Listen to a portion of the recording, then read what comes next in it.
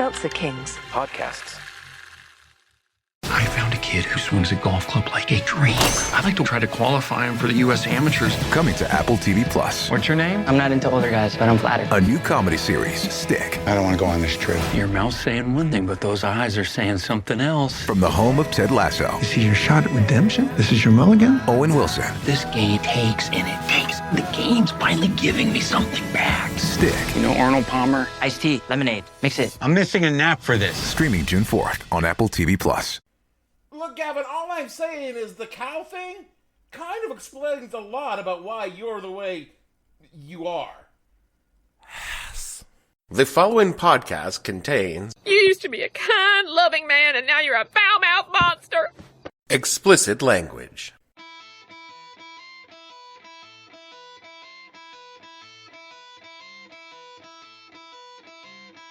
Hello and welcome to the podcast that asks a simple question. When you came at Oprah at the height of our power, what the hell were you thinking? I'm your host, Dave Bledsoe, and this is episode number 460, a Beef with Oprah edition of the show, where we talk about that time some Texas cattle ranchers tried to sue Oprah Winfrey. Stay tuned. The What the Hell Were You Thinking podcast is brought to you by last week's meats, who want you to know it'll probably be fine. Facts are, inflation has made the price of groceries go up and up, nowhere more so than in meat products. Last week's Meats offers premium cuts of beef, pork, and chicken at deep discounts because they are almost, but not quite, past their sell-by date. Last week's Meats buys stuff from other markets won't sell and passes the savings on to you. The meat is probably fine, but the prices can't be beat. Last week's Meat, big savings on meat that should be okay if you cook it right away. May be the queen of television talk, but even royalty can be called to court. Oprah Winfrey is in Texas facing a federal lawsuit claiming defamation of the American beef. An Amarillo cattle feeder sued her and vegetarian activist Howard Lyman after a show on which Lyman suggested American beef could spread mad cow disease. At the time, Oprah said that she would stop eating hamburger. The suit is seen as a test of so-called veggie libel laws. Could one remark on a television talk show carries as much impact as the lawsuit claims? Jeff Flock says in the case of Oprah Winfrey, the answer may be yes. My maternal grandparents lived up a holler in the Appalachian Mountains of southeast Tennessee. Hillbilly, that is. Not gonna lie, they were. I was. Well, I wanted to be. My mom, on the other hand, hated living up there so much that we weren't allowed to watch the Beverly Hillbillies when she was around her. She'd get flashbacks. Pipe down, hillbillies! One of the things I learned from them is there's no such thing as a vegan up in the mountains. Oh, there might have been times you didn't eat meat, but that's because You were brought up poor. and you couldn't afford any. There were two ways one could put meat on the table if money was tight. The first was you could hunt it. If you saw something edible, someone would shout, Fetch my shotgun! and Looks like meat's back on the menu, boys. for that night. In my youth, I ate squirrel, rabbit, raccoon, possum, pigeon, bear, deer, frogs, turtles. Turtles?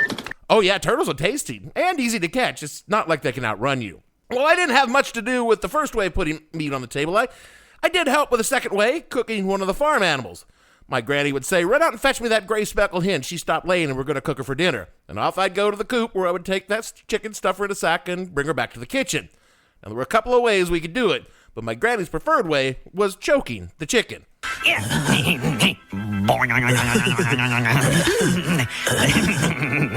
Well, it's not actually choking. She wrung its neck. She just like snapped it when she spun it around real fast. You are all monsters. All of you. Oh, please. It's quick, it's painless, and it's much better than smothering or lopping off their head. Pig slaughtering, on the other hand, okay, that's a little monstrous. Looping a rope around their hind feet, hauling them up on the air, and slitting their throats. You sick fuck. Yeah, it's been my experience that most folks, people who would never consider themselves ethical vegans or vegetarians, tend to get a little queasy when they found out how the literal sausage is made. I understand, but I also understand that not having food for the winter is way worse than any moral qualms one might have about where that food comes from. Not a fan of factory farming, capitalist murder mills are bad, but I'm not averse to doing for myself when the choice is roots and beans or ham steaks on a cold winter night. All that being said, I do not think less of folks who choose to eschew meat for whatever reason. You have made a principled stand that for what you believe at some cost to yourself, like not having bacon. God, I don't know how you can do that. But I respect your choice. I mean, it's not like I'm going to sue you for saying bad things about eating beef or anything.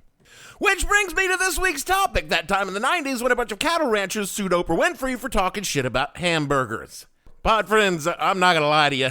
This episode involves someone who, in my opinions, well, let's just say those opinions are not, is dangerously unorthodox. And I've made people mad in the past. I mean, I once joked that Mr. Rogers taught children Mao's Little Red Book, and that upset some people. And one time I pissed off some Satanists because I kind of called Anton LaVey a huckster. That's fine. I'm not afraid of Mr. Rogers fans. I'm definitely not afraid of Satanists. Oprah fans, on the other hand, They frighten me. Not as much as Swifties. Love Taylor, no disrespect, but still, I don't want to get on either of their bad sides. So I'm saving my truth-telling for Oprah for a time when I could spend several months in hiding after I let the episodes drop. Discretion being the better part of valor, I'm going to focus my scathing wit entirely on the cattle ranchers. He's a chicken. A chicken. First, a preamble explaining why this story was a story in the first place. Not this shit again. According to the Clear Center at the University of California, Davis, quote, beef cattle production is a pillar of the U.S. economy, with 94 million head of cattle in the country. Beef production represents an important section of the country's food production chain. In 2019 alone, the beef industry exported 1.3 million metric tons of products, including a variety of meat worth $8 billion to the U.S. economy, unquote. But this is nothing compared to what the industry was between the end of World War II and the late 1980s. In those halcyon days, the mark of success in America was having beef on the table every goddamn night. But by the late 1970s, inflation and the fitness craze was beginning to take shape, and Americans were beginning to believe that, you know, Fred, I hear that eating too much red meat is bad for you. Sales began to slip. Fish, pork, and chicken began to eat into beef's market share. And then this happened in 1993. Health officials say people infected with the E. coli bacteria may be unknowingly infecting others. More than 150 people have become ill after eating tainted hamburger meat at Jack in the Box restaurants in Idaho and Washington State. One child has died. Steve Williams reports. It undermined people's confidence in all beef, not just Jack burgers. It was so bad that by the mid-1990s, beef was having a harder and harder time to get people to eat it. They had even started running commercials, which they'd never had to do before.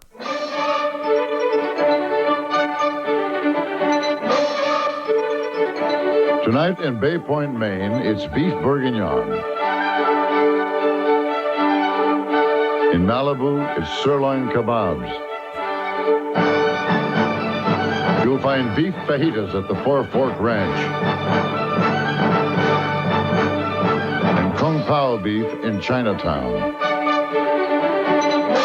In New Orleans, it's Creole pepper steak. And beef braciola in the north end of Boston. There's a great corned beef sandwich at 7th and 55th. And in Chicago, a porterhouse steak, the perfect medium rare. At the end of each day, all over the country, nothing satisfies so many people in so many ways. Beef. It's what's for dinner. To be clear, Americans were still eating beef. A lot of beef. We were then and are now the world's largest consumer and importer of beef. The problem in the 90s was one of growth, how to sustain the profits for the cattle ranchers and increasingly the corporate owners of the beef processing and distribution plants. Ah, foreshadowing. The problem with E. coli at Jack in the Box was not a problem for the cattle ranchers. It was a big problem for the processing and distribution plants who were cutting corners on food safety in pursuit of profits, thanks to extensive deregulation in the 1980s put in place by, Say his name! your friend and mine, Ronald Reagan. He said it! A lot of literal shit was entering the food chain and killing kids for a cheap hamburger. Bill Clinton, a man who loved his burgers, jumped into action. From meatandpoultry.com. Yep, that's a real website. Quote, in the larger picture, the Jack in the Box outbreak both mystified and terrified the meat industry, especially ground beef processors. President Bill Clinton called for hearings on the safety of food supply, and to a degree never seen before, meat processing procedures, systems, and companies came under the bright light of media scrutiny and public inquiry. By the spring of 1993, the USDA announced a zero-tolerance policy for fecal contamination in beef carcasses, unquote. What about before that? Before that? Oh, before that, well, you rolled your dice and took your chances on how much shit was in your meat. Meanwhile, over in merry old England,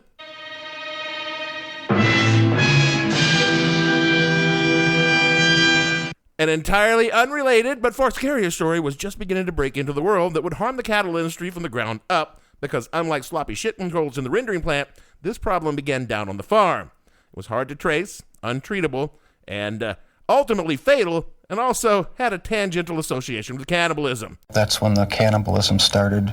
It's just the kind of thing a cable television news network could milk like a factory-farmed heifer for ratings gold. This is CNN. It was called mad cow disease. The Agriculture Minister, John Gummer, today enrolled his daughter, Cordelia, in his campaign to persuade people that eating beef is safe. It was a little hot for her. But later he munched it himself to prove to the world that he at least is confident there's nothing to worry about. When you've got the clear support of the scientists who deal with these matters, the clear support of the Department of Health, the clear action of the government, there is no need for people to be worried, and I can say perfectly honestly that I shall go on eating beef as my children will go on eating beef, because there is no need to be worried. Now, you can't do anything more than that. Spoiler alert, there was reason to be worried. Without getting too deep into the weeds, mad cow disease, or bovine spongiform encephalopathy, is a neurodegenerative disease in cattle that more or less tears holes in their brain tissue, resulting in cows walking like they're doing the funky chicken dancing and eventually dying. That sounds awful. Definitely is for the cow, not too great for humans either. The disease, whose actual cause is still in some dispute, but is generally accepted to be something called prions. Which sounds like some weird-ass alien from space shit, but it's actually just a normal protein that's folded the wrong way, like we do with a... So how do you fold a fitted sheet? And it damages the proteins in tissues it comes in contact with. The cows got the disease through a little something we like to call... capitalism.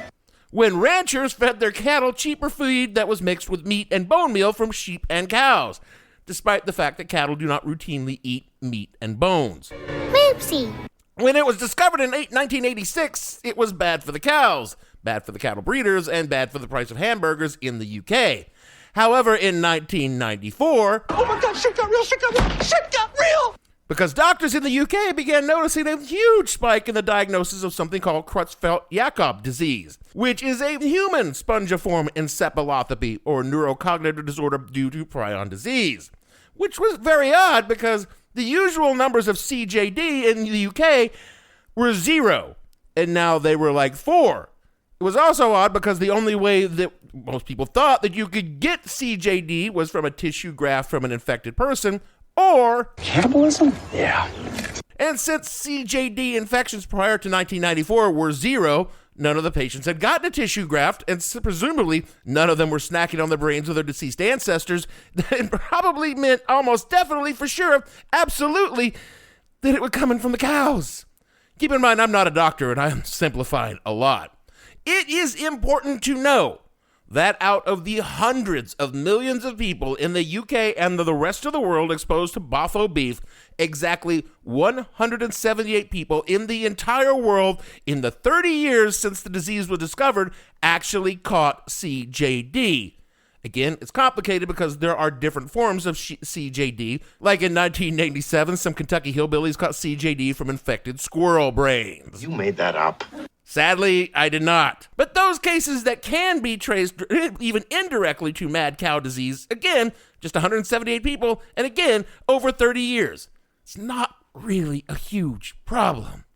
This, of course, made no difference to the media, who had a deadly disease with a spooky name, a vector for the disease that no one had ever heard of, and a very loose association with cannibalism. And that meant one thing for them. You were going to make so much money. And they began reporting on the story. The story began in the UK, which reasonably felt that saving £5 on a bag of cattle feed that contained infected animal parts that was giving people disease was kind of a bad thing. From Wikipedia, because again, the primary sources in that Wikipedia page were in French, and I don't read French, quote, As soon as the media got a hold of the affair and the public discovered the problem, a violent crisis erupted. The main feature of this crisis was the obvious discrepancy between consumers' expectations and farmers' practices. As a result, the public applied the precautionary principle on its own scale, leading to a fall in beef consumption and the transition from social to an economic crisis. Prophylactic measures taken by the authorities, such as the slaughter of entire cattle herds, far from reassuring, contributed to the anxiety, while exhortations by political leaders to keep their cool and not deprive themselves of meat had no effect. The disease is also worrying because it's not localized like some other contemporary crises, and is transmitted by an apparently innocuous act, eating beef, unquote.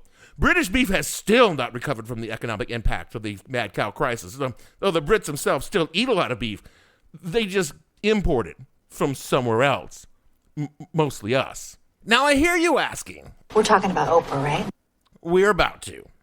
In the United States, the mad cow story wasn't really impacting much. No cases have been reported here in the States. To date, exactly 25 cows in all North America have been diagnosed, and the disease is now considered eradicated in North America.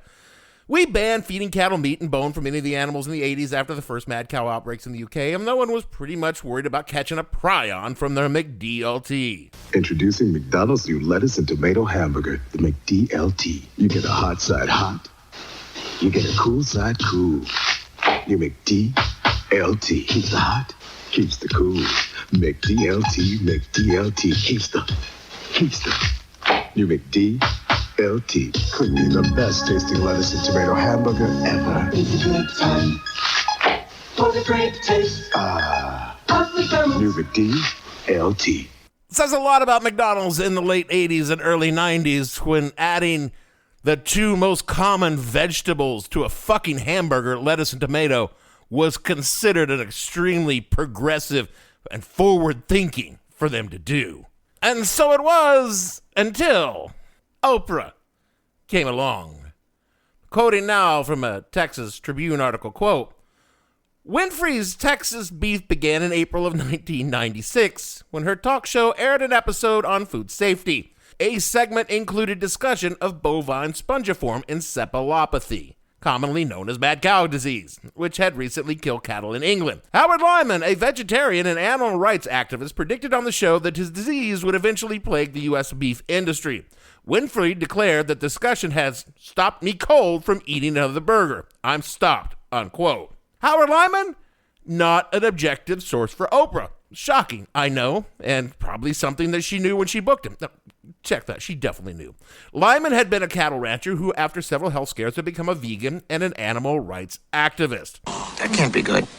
Now, Howard seems, for he is still alive at 85, if you can call a life without bacon living, to be a good man, but like most vegans and animal rights activists, his opinions color his rhetoric, the same way my love of bacon colors mine.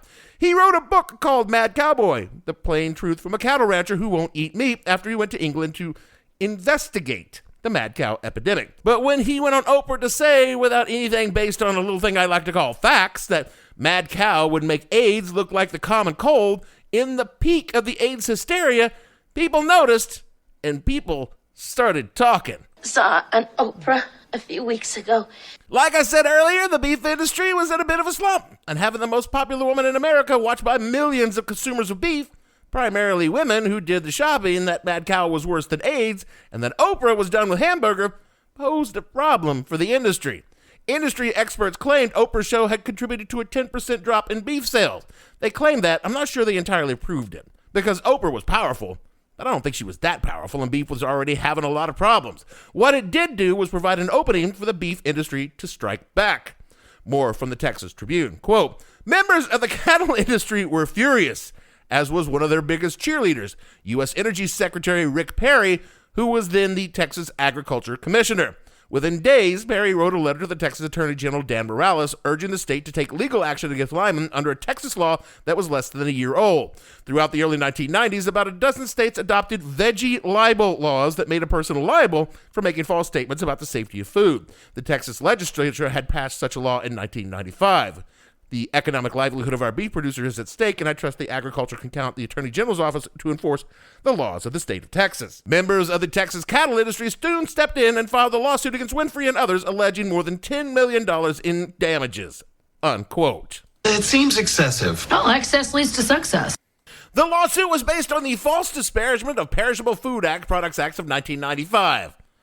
Man, Texas has always been that way. They will pass a law against anything except guns. It made it against the law to say bad things about food if you can't prove what you said. And to prove it, you basically had to be sued by someone for saying it, or you could save yourself the cost of the court case and retract what you said. These kinds of laws are basically a legal scam to enforce obedience throughout spending the little guy. Problem was, Oprah was not the little guy. Oprah was the biggest name in America, and Oprah chose violence. Want a piece of me? You got it! With deep pockets and her national audience, Oprah did what she does best. She put on a show. While both parties in the trial were under a gag order, this did not stop Oprah from packing up her entire show production and taking it to Amarillo, Texas, where the trial was being held. More from the Tribune. Quote, "Yet Winfrey didn't just go to Amarillo for the trial. Rather than putting her show on hiatus for weeks, she brought it with her and framed parts of it as a homage to the city and the state she suddenly found herself in. Winfrey donned a cowboy hat and drew cheers by occasionally mimicking a Texas dialect. Texas-born actor Patrick Swayze came on and taught her how to two-step. So you're on trial by day, you're doing the show by night," Winfrey recalled in 2012. "It was stressful. It was challenging. To be on the trial, may I just say, is one of the worst experiences of anybody's life. A gag order prevented Winfrey from talking about the case on her show, which she turned into a running joke. We're down here in Amarillo. Y'all know why," she said during one segment, drawing laughs from the audience, unquote. But friends, beef is big in Texas. It is practically a religion in Texas. It pumped over $11 billion into the Texas economy in the 1990s. The claimants were all Texans, and Texans love beef in a way they don't love their wives and their children based on their gun laws, or their abortion laws, or their voting laws, or pretty much all their laws. This case ought to have been a slam dunk. How are you going to get a Texas jury to vote for a black woman from Chicago against their own statesman and their beloved barbecue? But we are talking about Oprah fucking Winfrey here, people. At the peak of her powers, she was like a demigod in America. The Tribune said, quote, "Large crowds showed up both for Winfrey's shows and outside the courtroom to catch a glimpse of her. Amarillo loves Oprah t-shirts flourished. She didn't testify until the latter part of the case, but by the time she got on the stand, the town loved her," unquote. The Amarillo Globe News wrote in 2011, quote, "A pivotal ruling from Robinson about a week before both sides closed their cases changed the scope of the trial dramatically. Robinson, who was the judge, ruled that the jury would only decide whether Winfrey and the other defendants had violated standard business disparagement laws, discarding the plaintiff's argument that they broke Texas' so-called veggie libel law. That shot us down," one of the lawyers said. "We would have been able to file a case if it wasn't for that law." And after just 5.5 hours over 2 days, the jury returned its verdict shortly after 11 a.m., February 26, 1998. A unanimous not guilty. Winfrey, Harpo, her production company, and Lyman did not say or air false and disparaging statements about the cattle owned by the plaintiffs. The jury thought that Lyman had an agenda. No doubt he had an agenda. Many of us wish that if he were separated from the other two defendants, we would have found him guilty, but not the other two. It was her words, "I won't eat another burger." It wasn't her saying, "You shouldn't eat another burger or another steak." A day after the verdict was delivered, the jurors joined Winfrey for lunch at the Atterbury Inn, which Winfrey and her crew had commandeered during her Amarillo stay, unquote. Oprah's defense was a straight-line First Amendment case. What she said on her show was entirely within her right as a citizen of the United States to say. Oprah argued that she merely provided a platform for legally protected speech and voiced her own opinion and decision to stop eating beef. She didn't tell her viewers to do the same, which might have infringed on the beef industry, but since she didn't, they didn't have a case. Now, they tried to argue in the case that she didn't have to tell her audience not to eat the beef, but the court wasn't buying that, despite the reality of it being entirely true. And when she exited the courthouse after the ruling, she told the world watching, quote, "I will continue to use my voice. I believe from the beginning this was an attempt to muzzle that voice. I come from a people who have struggled and died in order to have a voice in this country, and I refuse to be muzzled," unquote. Oprah, you got sued by some cattle ranchers. You weren't writing the letters from the Birmingham jail. The beef industry never really stood a chance, and it's a rare setback for capitalism for them to take a loss like this. Look, pod friends, I am an unabashed meat eater. I love a good steak as much as any fat, middle-aged white man in this dumb country. But objectively speaking, The beef industry, the entire meat industry, is as vile and evil a corporate monster as can possibly be. Factory farming is a brutal, inhumane process that causes needless suffering to millions of animals on a daily basis, all to shave a few cents off cost. That keeps the stock price up. It has nothing to do with the price you pay for a pound of hamburger.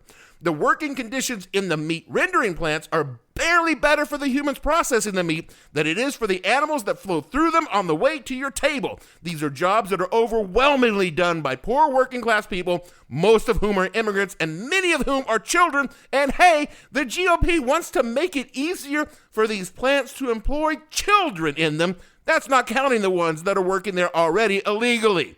The meat industry consistently lobbies for looser regulations and restrictions on food safety and sanitation, despite more and more outbreaks of foodborne pathogens like the ones that just caused a bunch of deli meat to be recalled a few weeks ago. I haven't even mentioned the effect of millions of cow farts on climate change.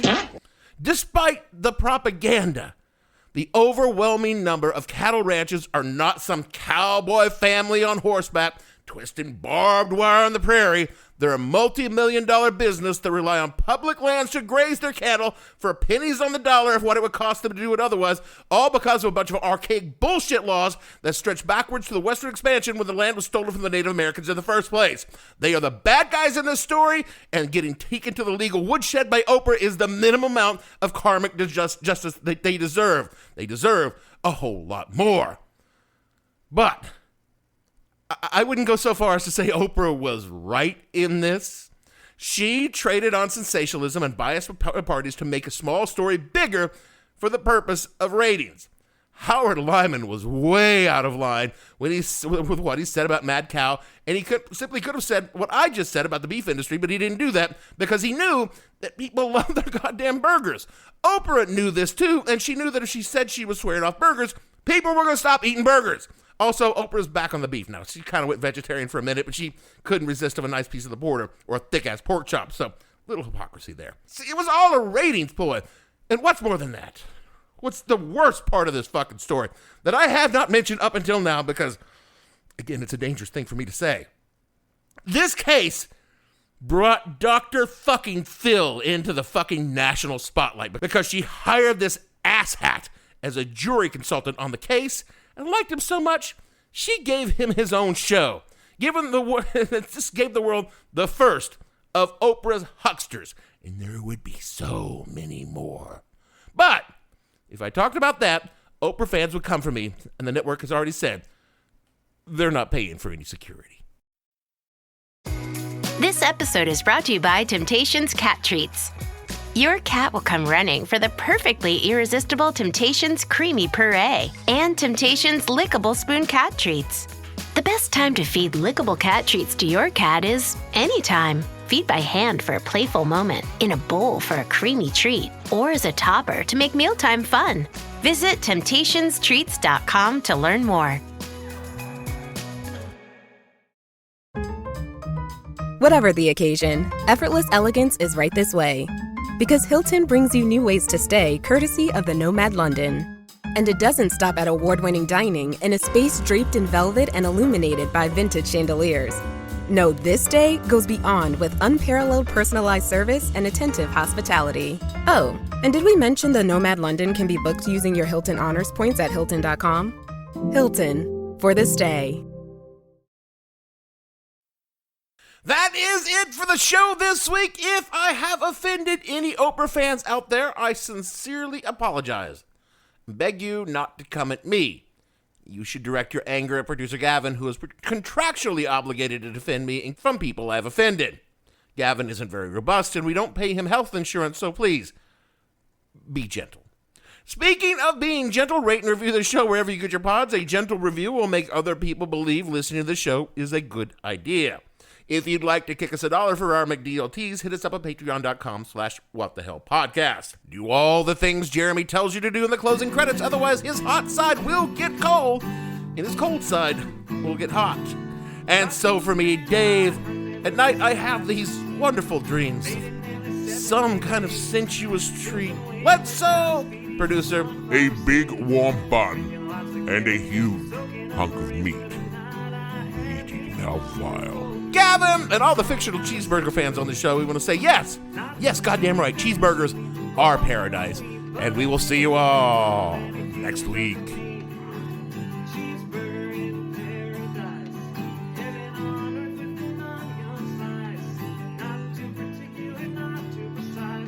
What the Hell Were You Thinking stars Dave Bledsoe and features Gavin St. James and several fictional minions. The show is produced by Kimberly Steele and a part of the Seltzer Kings podcast network. You can find more information on the show on their website, whatthehellpodcast.com, or on Twitter at @thehell_podcast, or on Facebook as What the Hell Podcast. Thanks for listening. I have no ending for this, so I take a small bow. Stuckies. He likes to stop at Stuckies because they got like a banana pie there that he likes. Seltzer Kings podcasts.